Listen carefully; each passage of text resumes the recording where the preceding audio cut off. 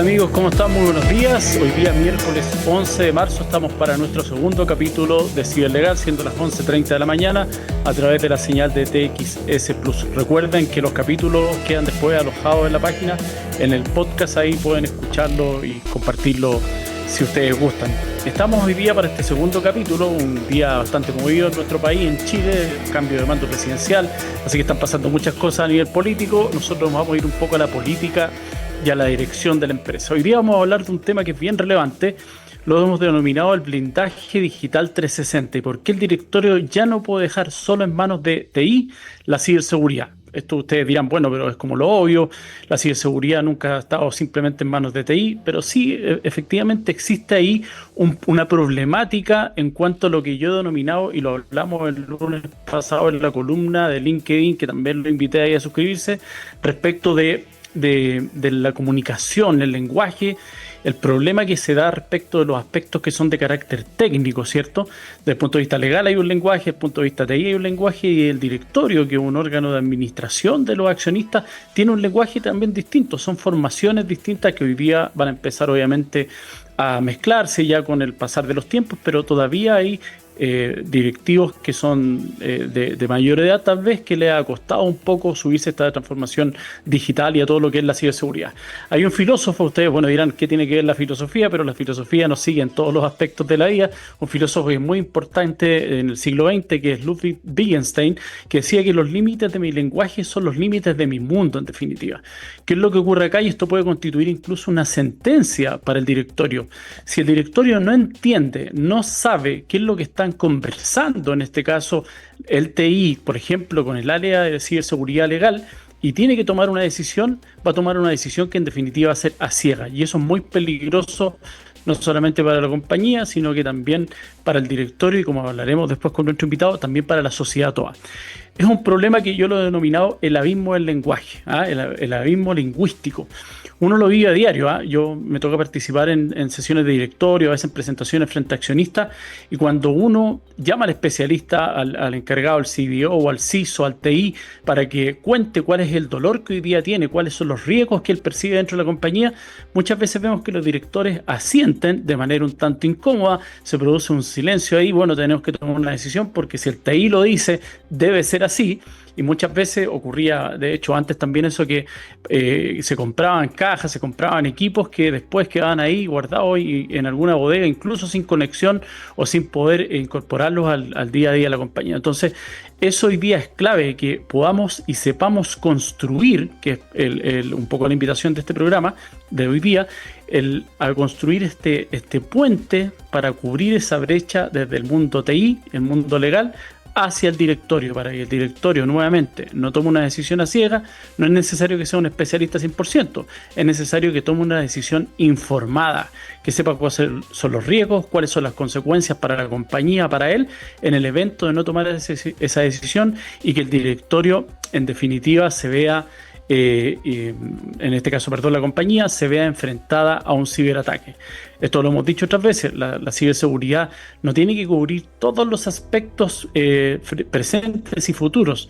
Los presentes, obviamente, de la mejor manera posible. Los futuros no tenemos cómo saber, puede que salga un hipervirus a través de inteligencia cuántica que se coma todos los firewall, antivirus y todo lo que se haya construido hasta ahora. Y eso obviamente el directorio no estaba en la obligación de preverlo, pero sí que haya tomado todas las medidas necesarias para poder evitar en cierta medida que ocurra un ciberdelito. Así que a la vuelta, con un invitado muy interesante, lo dejamos ahí un poco enunciado en las publicaciones, don Cristian Clayton, un CDO. Vamos a hablar con él a la vuelta de cómo podemos construir o ayudarnos a construir este puente para cubrir esta brecha del lenguaje tecnológico. Así que nos vamos al primer corte con la canción de el grupo Midnight City, M83. Nos vemos a la vuelta con nuestro invitado.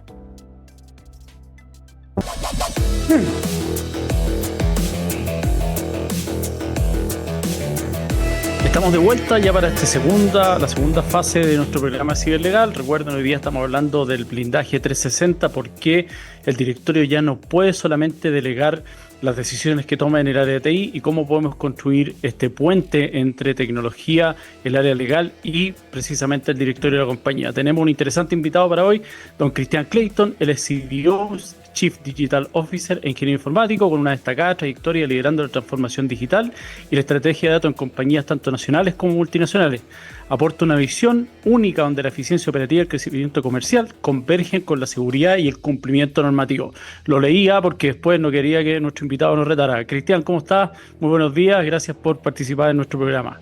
Hola Juan Pablo, muy buenos días. Oye, y agradecido en invitarme al programa, que yo creo que son temas que son interesantes de conversar, así que muchas gracias por la invitación. Perfecto, muchas gracias a ti, Cristian. Mira, vamos a conversar un poquitito, pero a través de preguntas. Esa es la idea, un poco que sea dinámico, pero tengo varias preguntas y que yo considero que son interesantes y son las que hemos en cierta medida recogido en la experiencia precisamente en los directorios.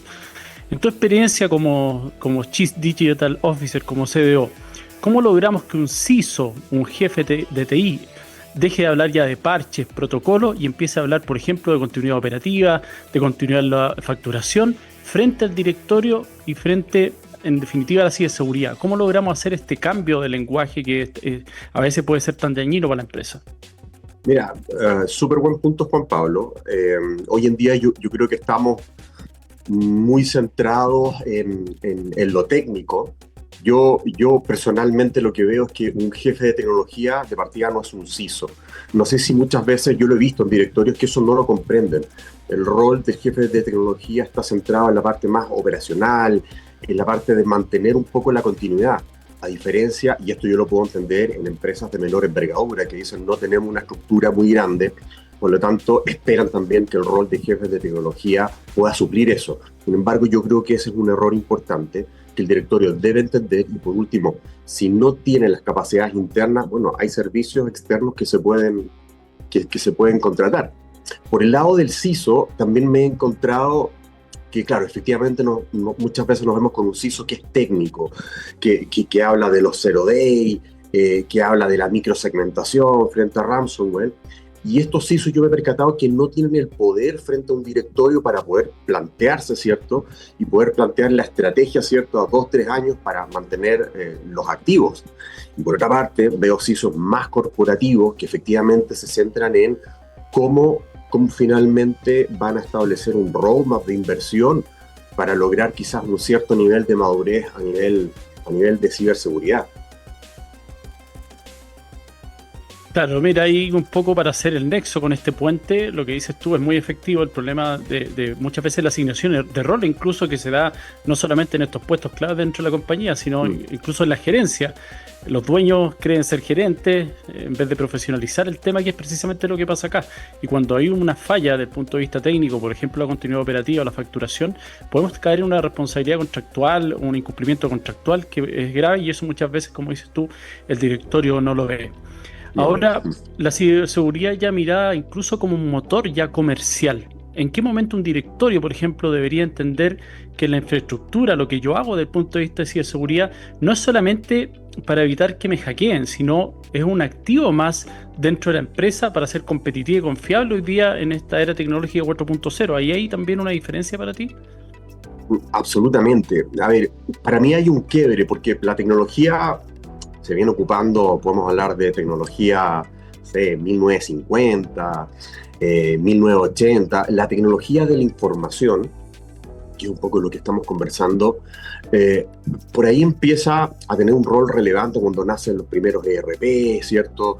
Tenemos anteriormente el ERP en los sistemas contables. Entonces hay un antes y un después cuando personas ven que pueden lucrar, ¿cierto? Desde el punto de vista que pueden obtener financiamiento, ¿cierto? Por tener información clave de la competencia que la puedes vender, por paralizar una empresa, y ahí empiezan los famosos ransomware a explotar. Y antes de eso, todas las empresas decían, no, yo opero con tecnología y con esto estoy bien, no necesito nada más. Entonces, para mí hoy en día una infraestructura robusta tiene que tener arquitectura, tiene que tener tecnologías también de punta, que eso hace a la empresa más competitiva. Entonces, yo veo tres grandes puntos. El primero tiene que ver con un sello de confianza. Hoy en día la ciberseguridad lo que establece en un mercado hipercompetitivo, podemos tener tres empresas iguales. ¿Qué va a diferenciar una de otra? En que una empresa es confiable, que yo efectivamente a lo mejor voy a transaccionar con esta empresa y mis datos no van a estar circulando. Segundo, yo lo veo como un habilitador de negocio. Vale decir, muchas veces las empresas escalan, crecen, cambian y necesitan incorporar nuevas tecnologías. Si tú no estás preparado desde el punto de vista de ciberseguridad, porque hoy en día operar digitalmente sin ciberseguridad no es posible, te va a tomar más tiempo, por lo tanto es un gran acelerador. Y para mí el blindaje reputacional, vale decir, hoy en día muchas empresas tienen relacionamiento con empresas o en Estados Unidos o en Europa.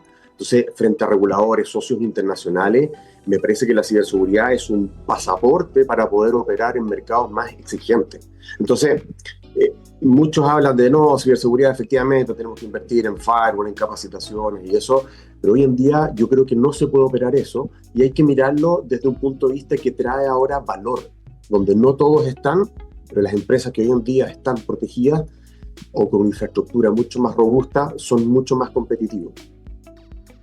Mira, súper interesante a propósito de lo que mencionas tú de cómo puede ser un disruptor en el mercado la tecnología, porque a mí me ha tocado asesorar empresas que partieron como muy pequeñas desde el punto de vista económico, el número de personas, pero con una idea y un software muy bueno y muy robusto. Y por ejemplo, con este tema de las certificaciones que existe en la Dirección del Trabajo, ellas lograron a través de mejoras tecnológicas ganar una importante torta del mercado porque, claro, las empresas que ya venían de hace tiempo, recordar, no sé, ejemplos de Kodak, Errols, que murieron ahí en este salto tecnológico que no lo supieron dar. De hecho, Kodak o ellos dijeron, oye, si nosotros no hicimos nada, bueno, ese fue el problema. Acá lo que ocurre con la tecnología es precisamente lo que dices tú, me permite dar un salto tecnológico, llegar a más personas, pero además que esas personas, que son mis clientes en definitiva finales, se sientan seguros de que la empresa que está manejando sus datos, que va a hacer sus transacciones, no es vulnerable. Es decir, ya como dices tú, no solamente el punto de vista de que no soy hackeable, ya ese es como el desde, no es suficiente, sino que Exacto. Cómo manejo los datos, tengo un compliance de ciberseguridad, tengo un compliance de datos. El 1 de diciembre empieza a regir ya la nueva normativa en Chile que precisamente es para el manejo transfronterizo de datos a nivel internacional, en este caso, como bien decías tú. Entonces hoy día los mercados, la prestación de servicios a nivel internacional, uno puede estar acá prestando un servicio a Estados Unidos o donde sea, pero si yo no tengo la infraestructura para poder asegurarle a este cliente o mi partner afuera, lo más probable es que me deje fuera de mercado, precisamente como bien señalas tú. Súper buen punto ese, Cristian. Ahora, desde el punto de vista de un directorio ya informado, y la estrategia tecnológica, que en definitiva es una estrategia más, no solamente es comercial, sino que hoy día también tiene que ser tecnológica, ¿cuál es el rol para ti que juega el directorio en la definición de la ciberseguridad dentro de la empresa? ¿Hoy día tiene un rol el directorio en cuanto tal o sigue jugando un rol importante el TI? Como comenté anteriormente, el mundo ya cambió. Hoy en día están todos pensando en, ¿no? Oye, automaticemos, integremos inteligencia artificial, incorporemos mucha tecnología. Yo creo que la inteligencia artificial está abriendo muchas puertas. Esto en un tema, en una mirada más técnica se llama la superficie de ataque, que finalmente son todas las entradas que pueden tener hacia tu empresa. Entonces, desde esa mirada, que hoy en día probablemente los directorios están súper tecnologizados, las corporaciones grandes también son directorios que están preparados, ¿cierto? Asesorados, donde en el fondo la ciberseguridad ya es parte de su mirada estratégica, ¿cierto? Porque recordemos, para mí el directorio es el arquitecto, para mí el CEO es quien ejecuta, ¿cierto? Y junto con toda la organización. Entonces ellos tienen que tener, si bien no tienen que tener el conocimiento duro, tienen que tener la mirada más largoplacista. Por lo tanto, aquí yo veo dos grandes temas súper importantes, Juan Pablo. Por una parte, ellos son los que deben definir el apetito de riesgo, vale decir cuánto están dispuestos, ¿cierto?, o a invertir o a sacrificar. dependiendo del negocio, ¿cierto? Hay empresas que transaccionan en bolsa, otras que no, entonces ellos tienen que tener primero esa claridad, ¿ya?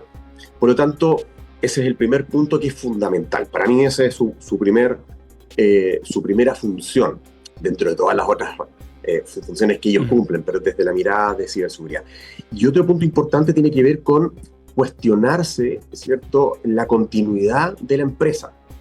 Y este es un punto súper importante porque esto finalmente ellos no tienen que ser los expertos, pero el directorio tiene que entender si efectivamente están preparados para seguir operando si la empresa se detiene. Porque esto finalmente impacta en KPIs, y los KPIs finalmente impactan en procesos de negocio, y los procesos de negocio finalmente van a impactar en tiempo, en disponibilidad y en dinero finalmente. Entonces, para mí, esa función es muy importante, que desde el directorio permee hacia abajo, ¿cierto?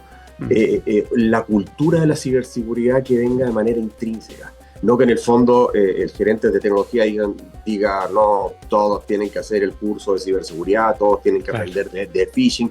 Eso es algo muy puntual.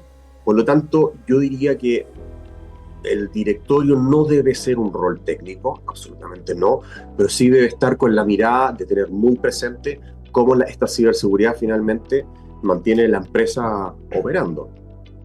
Claro, hay lo relevante, como dices tú, que debe estar informado, pero no necesariamente debe ser un especialista, como bien mencionas tú. Es traer al especialista externo que, por ejemplo, le muestre cuáles son los problemas si se presenta una continuidad operativa, por ejemplo, el retorno de la inversión en seguridad informática. Oiga, usted tiene 3 eventos grandes que deja de facturar en la fecha importante y eso tiene un número final. El de finanzas nos explica, y mire, dejamos de facturar, no sé, 100 millones de pesos en el año por los 3 incidentes graves que tuvimos, y usted hoy día va a invertir 20 millones de pesos en rearmar esta infraestructura para evitar esto. Bueno, va a tener el retorno de la inversión en menos de un año. Si es al revés, muchas veces pasa, son 30 millones de pesos, va a tener que invertir 40, bueno, en 2 años. Y así se le puede ir graficando al directorio, pero lo importante es que lo sepa. Lo hemos dicho también acá, Cristian, que hay un dicho en Estados Unidos que usan los directores: lo que no lo sé, no lo sé, derechamente. Entonces, el problema básicamente es eso, que yo esté informado de aquello. Y retomando un poco lo que decías en la primera pregunta, que hoy día existen incluso ransomware as a service, que eso es lo que tampoco muchas veces entienden todavía algunos directores, y la visión general del público es que hay un hacker sentado detrás de un computador con un antifaz y una capucha tratando de entrar a mi empresa, y lo que hace el tipo es que compra un programa, invierte en tecnología, se arma una especie de búnker en su propia casa y empieza a atacar, y se pone a tomar café mientras llegan los ataques gratis que realizó con estos programas, ¿cierto? Mira, muy breve, solamente para complementar. Efectivamente, la cantidad de formas nuevas que están habiendo de atacar son muchas. Tú vas a la dark web, pagas 0,3 Bitcoin y tú dices, oye, yo soy un empleado frustrado, me hicieron la vida imposible, y tú pagas, y eso hoy en día se ejecuta, bueno, con todas las consecuencias que esto conlleva. Entonces, yo creo que a modo de resumen, ¿cómo veo yo este tema de que el directorio tiene que estar presente? Yo quiero resumirlo en una sola palabra. Tiene que ver conciencia digital. Tal como tú lo mencionaste, hay que estar conscientes finalmente, y hay que estar bien asesorados para estar al día también, porque esto es una carrera. Un día sale un virus nuevo, al otro día juego infinito lo llamamos también acá, juego infinito de la ciberseguridad, claro. Oye, Cristian, se nos pasó volando. Yo creo que vamos a tener que invitarte nuevamente. Son temas súper entretenidos que da para hablar un café aquí y puede durar 3 horas. Te damos las gracias, Cristian, súper bueno tu aporte. Va a quedar, para los que vieron la entrevista o que llegaron a la mitad, va a quedar ahí en el podcast en la pantalla TXS, así que te despedimos, Cristian, te damos las gracias nuevamente, y seguramente te vamos a molestar para poder participar en alguna versión de otro programa de Ciber Legal. No, feliz, encantado, así que gracias, Cristian. Que tengas muy buen día, Juan Pablo. Igualmente, Cristian. Vamos con la segunda canción y a la vuelta ya con el cierre, T-Drop de Massive Attack. Nos vemos a la vuelta.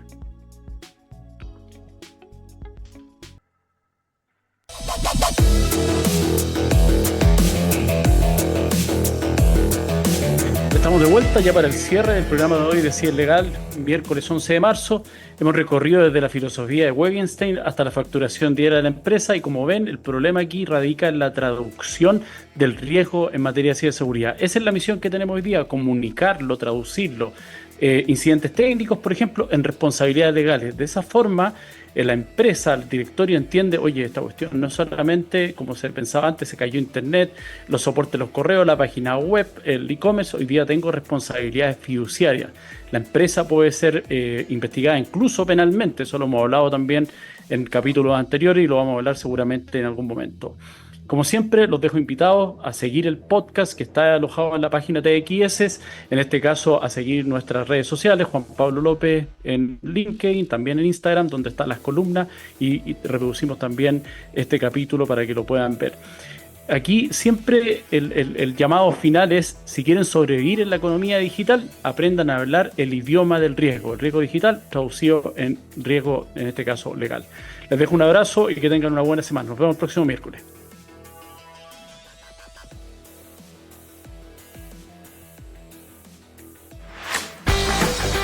Visita todos nuestros